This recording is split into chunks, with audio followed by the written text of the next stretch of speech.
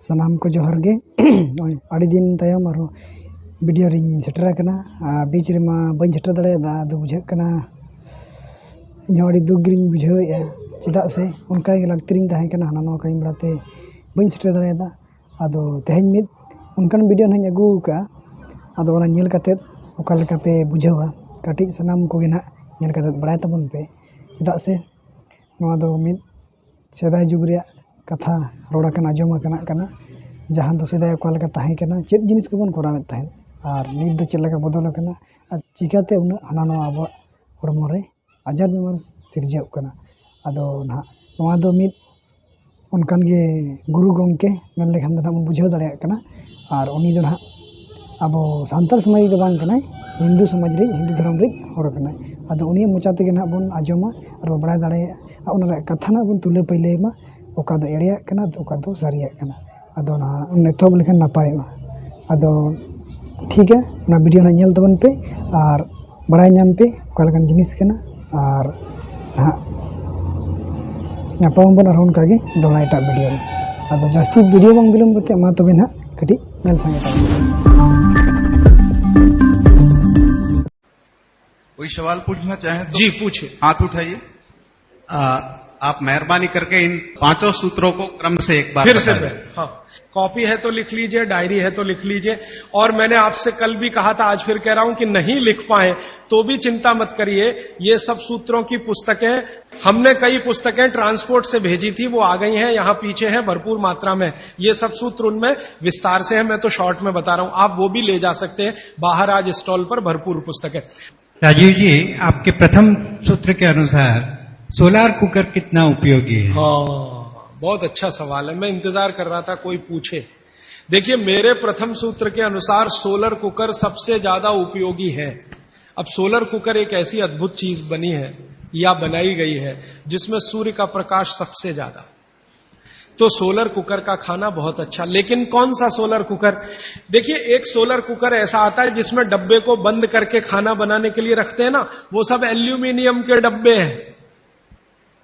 Aluminium के vessel जब तक है तब तक ये सोलर कुकर का खाना जहर है। लेकिन सिद्धांत रूप में सोलर कुकर भारत के हिसाब से सबसे अच्छी टेक्नोलॉजी है।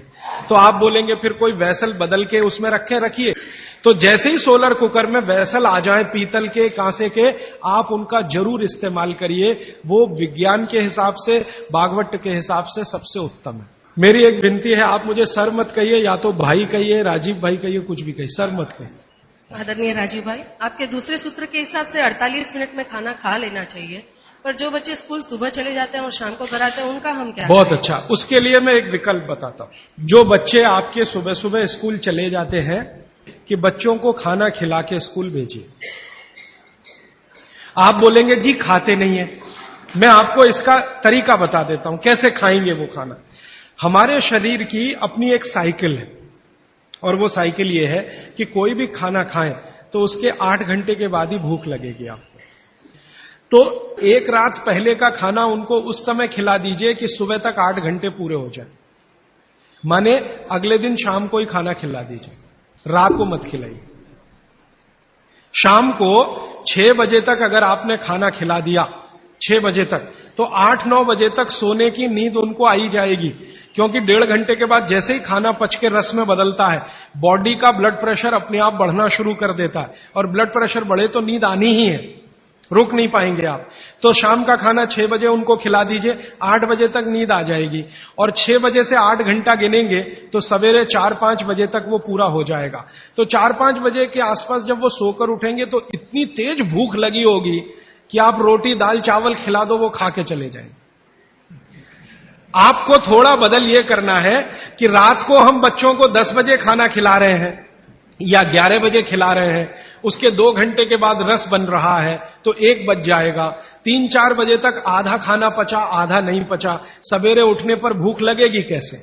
बच्चों को रात का खाना बिल्कुल बंद कर दीजिए। मैं आपको विनम्रता पूर्वक कह रहा हूं, इसको मैं कल या परसों बहुत विस्तार से समझाऊंगा, पूछ लिया आज आपने इसलिए कह रहा हूं, रात का खाना बिल्कुल बंद कर दीजिए।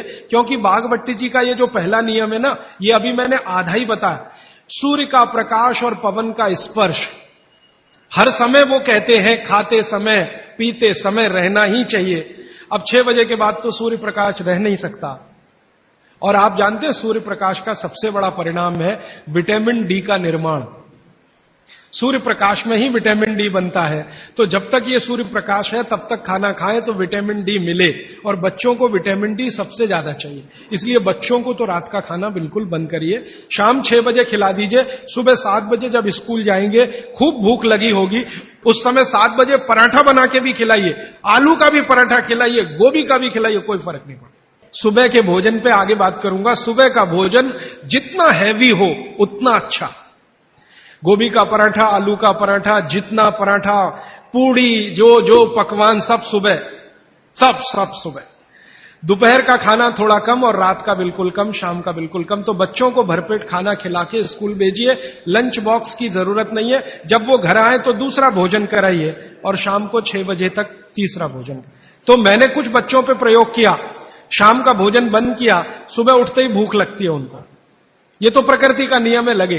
सारे जानवर, सारे पक्षी उठते ही खाना खाते हैं। आप देखो, चिड़िया है सुबह सुबह खाने पे लग जाएगी, गाय, बैल, भैंस, बकरी सब सुबह खाने पे लग जाएगी, क्योंकि वो शाम को सूर्य के बाद खाना नहीं खाते। कोई गाय रात को खाना नहीं खाती, खिला के देख लो, जर्सी गाय को छोड़कर।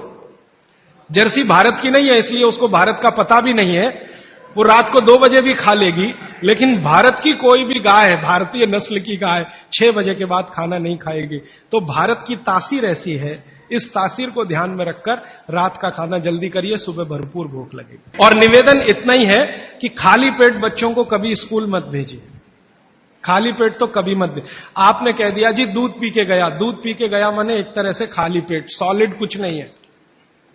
सॉलिड सुबह सुबह शरीर में जाना बहुत ही आवश्यक है, अगर भविष्य में आप उसको एसिडिटी, अल्सर, पेप्टिक अल्सर से बचाना चाहते हैं तो। हमारे चिंतकों ने कहा है, हमारे बुजुर्गों ने कहा, हमारे इतिहासकारों ने कहा है कि परिवर्तन ही जीवन है। तो क्या सारे परिवर्तन बेमानी है? अगर ऐसा है, अगर परिवर्तन बेमानी नहीं है, तो ऐसे कौन से परिवर्तन है जिसे हम अपनाएं और ऐसे कौन से परिवर्तन है जिसे हम ठुकराएं? बहुत अच्छा सवाल। देखिए, दुनिया में हर समय परिवर्तन होते हैं, ये प्रकृति का नियम है और यही जीवन है, ये बिल्कुल सही बात है। लेकिन हमें ध्यान ये देना है कि कौन से परिवर्तन हमारे अनुकूल है और प्रतिकूल है, बस इतना ध्यान देना है। अब इस बात को भागवत जी कहते हैं एक सूत्र में। अब आपने पूछ लिया तो वो सूत्र भी वो ये कहते हैं कि जिस आबो हवा और परिस्थिति में आप रहते हैं, उसमें रहते हुए जो परिवर्तन होगा वो आपके अनुकूल है, और जो आबो हवा और परिस्थिति में आप नहीं रहते हैं, वहां जो परिवर्तन होगा और आप उसको धारण करेंगे वो आपके प्रतिकूल है। अब मैं इसको और स्पष्ट करता हूं। यूरोप और अमेरिका में पिछले 100 साल में जितनी रिसर्च हुई वो उनके लिए बहुत अनुकूल है। उनके लिए रेफ्रिजरेटर यूरोपियन लोगों के लिए बहुत काम की चीज है। जब मैं ये भाषण जर्मनी में दूंगा तो उल्टा ही बताऊंगा उनको। मैं कहूंगा जरूर रेफ्रिजरेटर लाओ, माइक्रोवेव ओवन भी रखो। उनके लिए बहुत अनुकूल है, क्योंकि उनकी कंडीशन में वो परिवर्तन हुआ है। हमारी कंडीशन में जो हम परिवर्तन करेंगे वो हमारे लिए अनुकूल होगा। अब जैसे मैं आपको उदाहरण दूं, चक्की है, चक्की, तो चक्की में एक परिवर्तन आज हुआ है, पहले वो नहीं था, आज हुआ है। हमने चक्की में बियरिंग लगा दिया है। पहले चक्की में बियरिंग नहीं होता था, खाली वो एक ऐसा लोहे का वो डंडी होता था और उसके चारों तरफ हम उसको चाक को घुमाते थे, बीच में लकड़ी का एक उसमें वो लगाते थे। वो लकड़ी का हमने निकाल के उसमें बियरिंग लगा दिया, ये भी परिवर्तन हुआ। ये हमारे अनुकूल बैठता है, क्योंकि बियरिंग लगने के बाद उसका जो फ्रिक्शन है वो कम हुआ, और फ्रिक्शन कम हुआ तो हम कम श्रम में ज्यादा उत्पादन ले सकते हैं। श्रम तो हो ही रहा है, लेकिन जितने श्रम में हम पहले 1 किलो आटा लेते थे, उतने ही श्रम में अब 3 किलो आटा मिल रहा है। यह भी परिवर्तन है, लेकिन ये हमारे अनुकूल है। इसी तरह से और एक उदाहरण दो। हमारे कुछ कार्यकर्ता हैं पूना में, उन्होंने बैलगाड़ी के पहिए में भी बियरिंग लगा दिया। परिवर्तन यहां भी हुआ, नई बैलगाड़ी बनी, उसमें बियरिंग का पहिया है। अब उसका क्या हुआ कि बैल को खींचने में मदद हो गई। पहले बैल 1 टन अनाज लेके जाता था, अब बियरिंग लगी हुई बैलगाड़ी में वही बैल 3 टन लेके जाता है और बिना थके हुए। तो ये भी परिवर्तन है। जी एक बच्चा पूछ रहा है, हाँ पूछो। इलेक्ट्रिक गैस को यूज करना कि नहीं? ज्यादा अच्छा नहीं है, लेकिन मजबूरी हो तो ठीक है। अगर आपके पास उसका कोई विकल्प नहीं है तो जरूर इस्तेमाल कर लीजिए, लेकिन अगर विकल्प है, भारत में तो है, ये मैं जानता हूं, इसलिए ज्यादा अच्छा नहीं है। डी, आबो हवा से जुड़ा हुआ एक सवाल है। जैसे राजस्थान में गेहूं की बहुतायत होती है और यहाँ पे चावल की होती है। हाँ। यहाँ पे चावल के खाने के आइटम ज्यादा हो, तो क्या ये सही होगा कि यहाँ चावल का, हम खाने में चावल का उपयोग ज्यादा करें? बिल्कुल सही होगा। आप इस समय चेन्नई में रहते हैं, तमिलनाडु और पूरा एरिया चावल के लिए मशहूर है, तो आप चावल ही ज्यादा खाइए। और इसको ज्यादा आगे बात गहरी बता देता हूं। यहां की जो मिट्टी है, तमिलनाडु की खेतों की मिट्टी और राजस्थान की जो मिट्टी है, उसमें जमीन आसमान का अंतर है। यहां की मिट्टी आप अगर देखोगे तो वो ऐसी है जो पानी को ज्यादा देर पकड़ के रखेगी, और राजस्थान की मिट्टी रेतीली है जिसमें पानी टिकेगा नहीं। ये भगवान ने अच्छे से बनाया है। राजस्थान के लोग जहां रहते हैं, जिस तापमान में रहते हैं, जिस आबो हवा में रहते हैं, उनको शरीर में कुछ ऐसे केमिकल ज्यादा चाहिए, तो वो उस मिट्टी में ही है जो रेतीली है।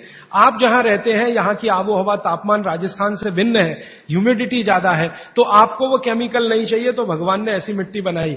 तो यहां की मिट्टी से जो चावल पैदा हो रहा है वो आप ज्यादा ही खाइए। गेहूं राजस्थान से लाकर खाने की कोशिश मत करिए। माने आप अगर ये कोशिश करेंगे तो तकलीफ आपको आने वाली है। इसलिए आबो हवा का ध्यान रखिए। चावल के प्रिपरेशन यहां ज्यादा है, वो आप ज्यादा खाइए। अब समस्या आपके साथ ये है कि आप राजस्थान से आ तो गए, राजस्थान छूटा नहीं आपसे, वो छूटता नहीं है, समस्या वहां आती। हम बिहार से आ गए तो सिर्फ स्थान परिवर्तन हुआ, मन परिवर्तन नहीं हुआ। मन अभी भी है राजस्थान में। माने मैं इसको ऐसे कहना चाहता हूं कि अनुकूल परिस्थिति हो गई तो आप वापस राजस्थान चले ही जाएंगे, क्योंकि मन नहीं छूटा। आपका मन नहीं छूटा है, इसलिए आपका स्वाद भी नहीं छूटा। ये सब मन का खेल है। मन से सारे स्वाद और वो सब जुड़े। मन नहीं छूटा तो स्वाद नहीं छूटा। तो आप फिर गेहूं मंगवाते हैं और उसको रोटी बना के खाते हैं, वो स्वाद के लिए तो ठीक है। पौष्टिकता के हिसाब से आपके लिए चावल ज्यादा ठीक है। तो शायद आपने एक बैलेंस बना लिया है कि रोटी भी खाते हैं, चावल भी खाते हैं, यही है ना? तो इसी को चलने दीजिए। मैं आपका मन छुड़ाना नहीं चाहता, क्योंकि मैं नहीं चाहता कि आप परमानेंट यहां रहें। एक दिन राजस्थान तमिलनाडु से अच्छा हो जाए तो आप चले जाएं, ये मैं चाहता हूं।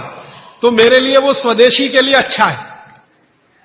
तो आप मन को और स्वास्थ्य को बैलेंस कर लीजिए। बैलेंस इसमें यह है कि 2-3 रोटी खा लीजिए और थोड़ा चावल खा लीजिए, ऐसा कुछ कर लीजिए। थोड़ा इडली खा लीजिए और थोड़ा हलवा खा लीजिए। हलवा इडली के साथ जरूर खा लीजिए बैलेंस के लिए। थोड़ा डोसा खा रहे हैं तो थोड़ा बाजरी का रोटी का एक आध टुकड़ा या आधा बाजरी की रोटी का। ये मैं बताऊंगा आपको आने वाले समय में किसके साथ क्या खाएं और आपका बैलेंस बना रहे, टिका रहे। लेकिन इसको ध्यान में रखिए कि आप स्वास्थ्य के लिए थोड़ा, क्योंकि मन भी अगर आपका बहुत दुखी हुआ तो स्वास्थ्य खराब होगा ही, ये भी मैं बता।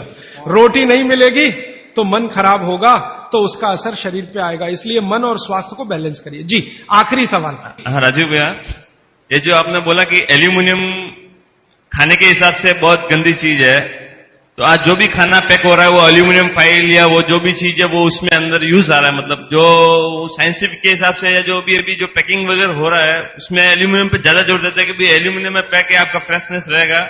इसके ऊपर थोड़ा बहुत बोलिए। मेरा आपको एक ही विनंती है, क्योंकि ये मैं करके देख लिया है कि एल्यूमिनियम फॉइल में जो आप खाना पैक करते हैं ले जाने के लिए रास्ते में, ये बहुत ही खराब है, अच्छा नहीं है। तो आप बोलेंगे जी किस में पैक करें? खाना कपड़े में पैक करना सबसे अच्छा है। कपड़ा, सूती कपड़ा होता है ना, पतला, एकदम पतला, उसमें जो रोटी बांध के आप रखें वो दुनिया का सबसे अच्छा पैकिंग है। वो विज्ञान के हिसाब से बहुत अच्छा है। पतले सूती कपड़े में रोटी बांधकर रखना सबसे अच्छी पैकिंग है।